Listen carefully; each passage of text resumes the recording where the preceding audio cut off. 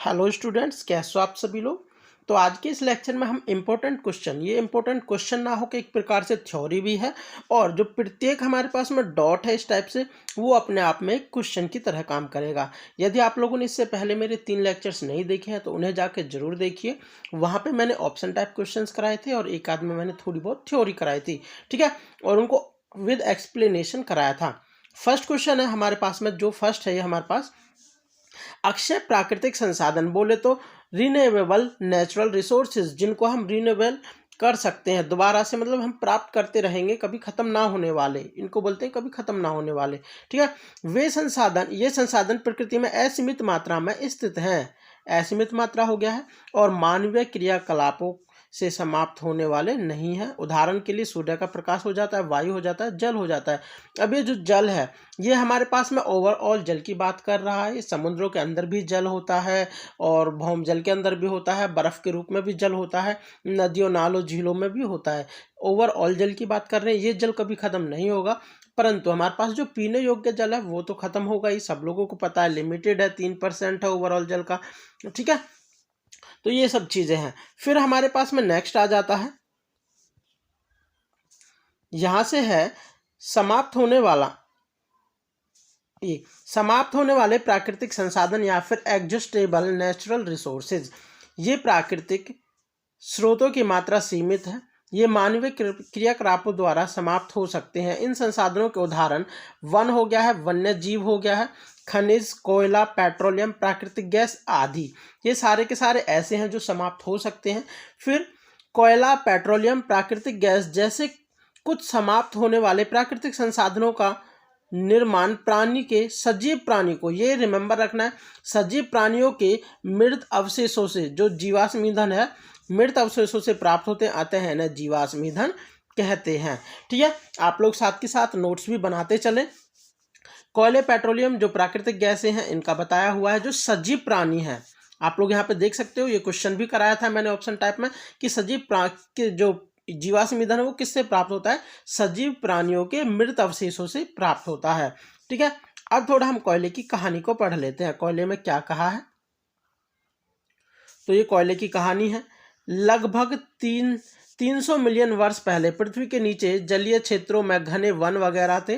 तो बाढ़ जैसे प्राकृतिक प्रक्रमों के कारण ये मृदा के नीचे दब गए और उनके ऊपरी मृदा जम जाने के कारण संपीड़ित, मतलब कंप्रेस्ड हो गए थे, दब गए थे, भींच दिए गए थे।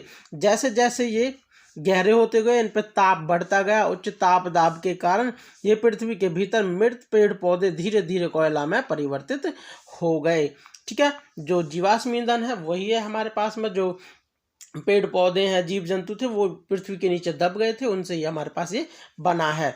और अब इंपॉर्टेंट पॉइंट देखो, ये भी है, कोयला के मुख्य रूप से कार्बन होता है। जो कोयला है उसके अंदर मुख्य रूप से क्या होता है, कार्बन होता है। ये मैंने खुद से कुछ बनाया नहीं है, मतलब वैसे तो पीडीएफ मैंने खुद डिजाइन किया है ये ओवरऑल, लेकिन ये ओवरऑल एनसीईआरटी से ही रिलेटेड है सारा सिस्टम, ठीक है। तो फिर हमारे पास में नेक्स्ट है, मृत वनस्पतियों के धीरे धीरे प्रक्रम द्वारा कोयला परिवर्तित होता है, जो उसको क्या कहते हैं हम, कार्बनीकरण। जो मृत वनस्पतियों के द्वारा कोयला बनता है उस प्रोसेस को क्या कहते हैं हम, कार्बनीकरण कहते हैं, ठीक है। काफी इंपॉर्टेंट पॉइंट्स हैं, हर पॉइंट के साथ में आप लोगों के लिए एक क्वेश्चन के टाइप का है, ठीक है। फिर यहाँ से देखते हैं, जो हमारे पास में कोयला है वो 4 प्रकार के हो जाते हैं। एक पीट हो जाता है, एक लिग्नाइट हो जाता है, बिटुमिनियस हो जाता है, एंथ्रेसाइट हो जाता है। जैसे जैसे हम इस साइड में, इस डायरेक्शन में जाएंगे तो हमारे पास में हीट और कार्बन की मात्रा है जो वो इंक्रीज होती चली जाएगी, ठीक है। पीट में सबसे कम कार्बन और हीट होती है, लिग्नाइट के अंदर उससे ज़्यादा होती है, बिटुमिनस में उससे ज़्यादा होती है, एंथ्रासाइट में सबसे ज़्यादा होती है। ये ठोस रूप है प्रॉपर, ठीक है। ये हमारे पास में सॉफ्ट कोयला है, और ये हमारे पास में कोयला ना होके एक प्रकार से मिट्टी के टाइप का है, मॉइस्चर है इसके अंदर बहुत ज़्यादा, ठीक है, इस टाइप का है। अब नेक्स्ट चलते हैं, यहाँ पे है, वायु में गर्म करने पर कोयला जलता है। जब यदि हम वायु में गर्म करने पर कोयला को जलाते हैं तो मुख्य रूप से कार्बन डाइऑक्साइड गैस का उत्पादन होता है। सभी को पता है ये सब चीज़ें जीवाश्म ईंधन है, जलने पर बहुत ज़्यादा धुआं वगैरह सब चीज़ें, ऐसी गैसें, जहरीली गैसें छोड़ते हैं, ठीक है। और इसका प्रयोग कहाँ किया जाता है, उद्योग में कोयले के प्रक्रम द्वारा उपयोगी उत्पाद प्राप्त होते हैं। जब हम कोयले का प्रक्रम वगैरह इसको बनाते हैं, हम प्राप्त करते हैं, तो इससे बहुत सारे उत्पाद वो प्राप्त होते हैं। जैसे हमारे पास में कोक हो जाता है, कोलतार हो जाता है और कोयला गैस हो जाती है। ठीक है, ये सब चीज़ें प्राप्त करते हैं। अब कोक क्या है, कोलतार क्या है, इसके बारे में थोड़ा सा जान लेते हैं। फर्स्ट है हमारे पास में कोक। तो कोक क्या है, यह एक कठोर सहरंध्र काला पदार्थ है। ठीक है, कठोर सहरंध्र काला पदार्थ है। यह कार्बन का लगभग शुद्ध रूप है। ऐसे आ सकता है कार्बन का, कोयले का वह कौन सा रूप है जो कार्बन का शुद्धतम रूप है, तो कौन सा हो गया हमारे पास में, कोक हो गया है। फिर कोक का उपयोग इस्पात मतलब स्टील उद्योगों में भी किया जाता है। फिर नेक्स्ट हमारे पास में कोलतार हो जाता है। कोलतार हमारे पास में है, यह एक अप्रिय गंध वाला काला द्रव्य है। ठीक है, आप लोगों ने सबने देखा है, सड़क बनाने के टाइम पे यूज करते हैं। लेकिन इंपॉर्टेंट फैक्ट्स वो देख लेते हैं इसके अंदर। यह लगभग 200 पदार्थों का मिश्रण है। और नेक्स्ट पॉइंट ये इंपॉर्टेंट हो जाता है, क्वेश्चन भी कराया था मैंने, जो ऑप्शन टाइप थे वहां पे, मौत और अन्य कीटाणुओं को भगाने हेतु प्रयोग में लाई जाने वाली जो नेफ्थलीन की गोलियां हैं वो भी कोलतार के द्वारा ही बनाई जाती हैं या फिर प्राप्त होती हैं। ठीक है, मौत वगैरह क्या होता है, छोटे छोटे से जो भी कीटाणु वो होते हैं हमारे पास में, कीड़े मकोड़े होते हैं, उस टाइप की सारी चीज इसी के अंदर आ जाती हैं। ठीक है, फिर हमारे पास में है, आजकल पक्की सड़कों के निर्माण में भी कोलतार के स्थान पर पेट्रोलियम से जो उत्पाद प्राप्त होता है, बिटुमेन का प्रयोग किया जाने लगा है। बिटुमेन आप लोगों को रिमेंबर रखना, इंपॉर्टेंट है ये भी। ठीक है, पेट्रोल की इसकी जगह पे कोलतार की जगह पे क्या प्रयोग किया जाने लगा है, इंपॉर्टेंट हो जाता है।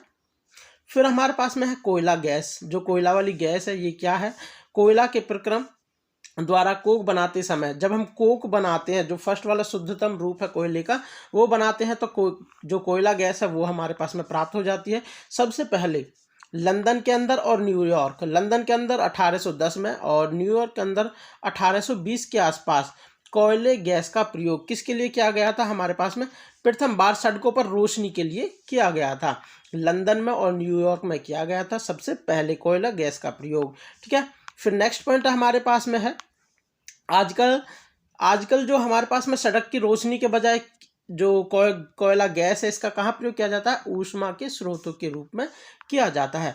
यदि आप लोगों को मेरा जो कंटेंट है पसंद आ रहा है तो चैनल को सब्सक्राइब जरूर कीजिए और अपने दोस्तों के साथ ज़्यादा से ज़्यादा शेयर कीजिए, लाइक भी कीजिए, क्योंकि मुझे थोड़ा मोटिवेशन मिलता है लाइक करने से। अदरवाइज नहीं करोगे ऐसा तो बनाने का कोई मजा नहीं आता है और बनाने का कोई मतलब भी नहीं होता है वीडियोज़। ठीक है, तो आप लोग जरूर लाइक शेयर सब्सक्राइब जरूर कीजिए। फिर हमारे पास में पेट्रोलियम हो जाता है, पेट्रोलियम।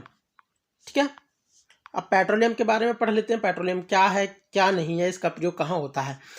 ईंधन के रूप में पेट्रोल का प्रयोग स्वचालित वाहनों जैसे मोटरसाइकिल हो गया, स्कूटर हो गया, कार हो, जो हमारे पास में हल्के स्वचालित वाहन होते हैं, हल्के हमारे पास में मोटरसाइकिल, स्कूटर, कार वगैरह इस टाइप के होते हैं, इन्हीं के अंदर हम पेट्रोल का यूज़ करते हैं। आप लोगों ने आमतौर पर देखा भी होगा।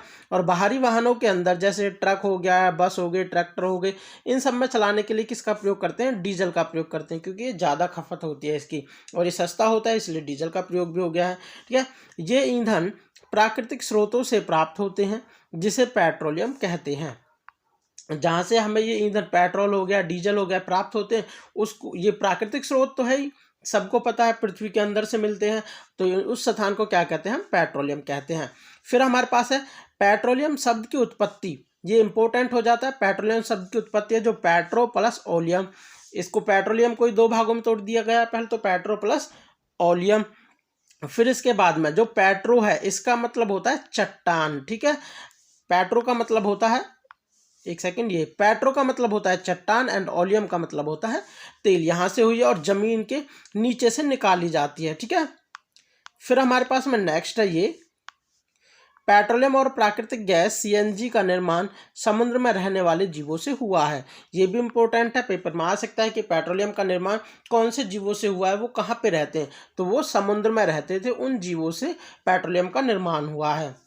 ठीक है, अब पेट्रोलियम का जो परिष्करण या फिर हम रिफाइनिंग बोल सकते हैं कि जो शुद्धिकरण होता है पेट्रोलियम को, वो क्या होता है, इसके बारे में पहले थोड़ा सा जानते हैं।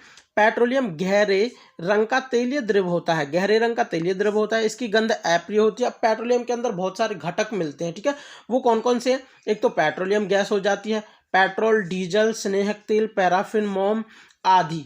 ठीक है, इस प्रकार के ये सब चीज़ों का मिश्रण मिलता है ज़मीन के नीचे। फिर हम इनको अलग अलग करके रिफाइनिंग करके पेट्रोल बना लेते हैं, मोम बना लेते हैं, डीजल बना लेते हैं, ठीक है, स्नेहक तेल वगैरह बना लेते हैं। ये सब चीज़ें हम निकाल लेते हैं।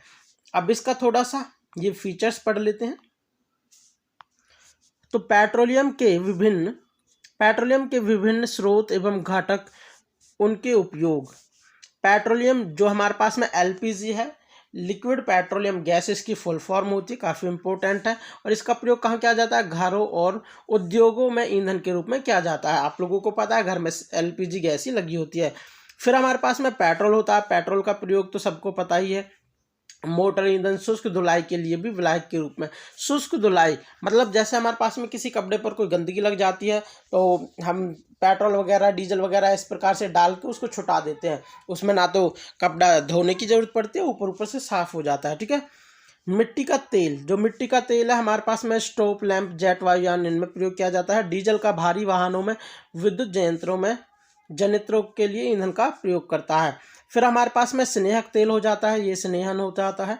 पैराफिन, मोम, ये मोम हो जाता है। मरहम, मोमबत्ती, वैसलीन आदि बनाने के लिए किया जाता है। देख रहे हो कितने अच्छे अच्छे पदार्थ भी निकलते हैं वहाँ से। अब बिटुमेन, ये बिटुमेन है, पेंट एवं सड़क निर्माण में किया जाता है। जो मैंने ऊपर बताया था, कोलतार की जगह पे आजकल बिटुमेन का प्रयोग किया जाने लगा है। ठीक है। फिर हम प्राकृतिक गैस के बारे में पढ़ते हैं। प्राकृतिक गैस आप लोगों को पता होगा, सीएनजी को बोलते हैं, सीएनजी। ठीक है, सीएनजी की फुल फॉर्म क्या है? कंप्रेस्ड नेचुरल गैस हो जाती है, प्राकृतिक गैस की फुल फॉर्म है ये।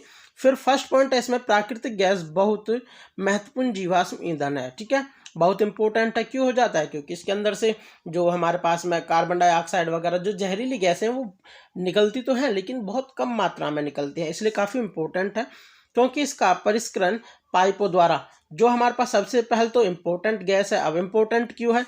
इसको जो एक जगह से दूसरी जगह पर हम पाइपों के द्वारा सरलता से पहुंचा सकते हैं। एक क्वेश्चन मैंने लास्ट उसमें कराया था, यही ऑप्शन था उसका करेक्ट। प्राकृतिक गैस को उच्च दाब पर संपीड़ित प्राकृतिक गैस, इसका मतलब है उच्च दाब के अंदर कंप्रेस्ड नेचुरल फॉर्म में, नेचुरल गैस के रूप में भंडारित किया जाता है। ठीक है। अब इसका प्रयोग परिवहन, वाहनों, ईंधन के रूप में भी किया जाता है, क्योंकि यह एक कम प्रदूषणकारी है। मतलब कम प्रदूषण करता है, मैंने भी बताया था, एक स्वच्छ ईंधन के रूप में प्रयोग हो जाता है। ठीक है। और इम्पोर्टेंट है इसका, सीएनजी का अधिक लाभ यह है कि घरों में तथा कारखानों में सीधे ही जलाया जा सकता है। ठीक है, ये सारे के सारे पॉइंट वहाँ पे क्वेश्चन में भी थे, आप लोग देख सकते हो। जहां इसका आपूर्ति पाइपों के माध्यम से की जा सकती है, घरों में सीधा सीधा जलाया जा सकता है, आपूर्ति पूर्व पाइप फैला के ही हम इसकी आपूर्ति को कर सकते हैं। और गुजरात वगैरह, ऐसे मुंबई वगैरह कई क्षेत्र हैं, कई वो हमारे पास स्टेट हैं जहाँ पे अभी भी पाइपों के द्वारा ये काम हो रहा है। ठीक है, समुद्र के नीचे मिलती है सीएनजी गैस वगैरह। इंपॉर्टेंट नोट हमारे पास में क्या है, जो जीवाश्म ईंधन है जलाने से वायु प्रदूषण का मुख्य स्रोत है। ठीक है, और इसका संबंध विश्व उष्ण को हम ग्लोबल वार्मिंग कहते हैं। ठीक है, जब जब हमारे पास में प्रदूषण अधिक होगा तो ग्लोबल वार्मिंग बढ़ेगी। इससे हमारे पास में जो बर्फ वगैरह है वहाँ पे गर्मी बढ़ने से बर्फ़ पिघलेगी, और बर्फ़ पिघल के जो समुद्र का सी लेवल है वो थोड़ा ऊपर हो जाएगा, क्योंकि उसमें पानी की मात्रा अधिक हो जाएगी। ठीक है, तो इस प्रकार से बाढ़ आने के चांसेस भी होते हैं। और गर्मी ज़्यादा पड़ेगी तो कुछ इलाके ऐसे भी हो जाएंगे, जैसे हमारे पास में राजस्थान हो गया, वहाँ पे बारिश नहीं होती, वहाँ पे सूखा पड़ जाएगी, सूखा हो गया, बाढ़ हो गया, और इस टाइप के ही हमारे पास में देखने के लिए प्रॉब्लम्स क्रिएट हो जाएंगी, मिलेंगी वहाँ पे। यदि आप लोगों को मेरा ये लेक्चर पसंद आया है तो चैनल को सब्सक्राइब जरूर करें एंड बेल आइकन को प्रेस ज़रूर कीजिए, ताकि नेक्स्ट कोई भी वीडियो आए आप तक तुरंत नोटिफिकेशन पहुँच जाए। आप लोगों के सामने मैंने एक इम्पोर्टेंट क्वेश्चन, ये मतलब इम्पोर्टेंट सीरीज़ थी जो कराई है, काफ़ी हेल्पफुल हो गया आप लोगों के, आई होप। एंड इसके बाद में हमारे पास में water pollution and air pollution के बारे में भी इसी टाइप से एक नोट्स बनाऊंगा, अभी बनाए नहीं है लेकिन बनाने पड़ेंगे मुझे, फिर देन आप लोगों के सामने वीडियो आ जाएगी। Thank you, take care, bye bye, मिलते हैं ऐसी इंटरेस्टिंग वीडियो के साथ।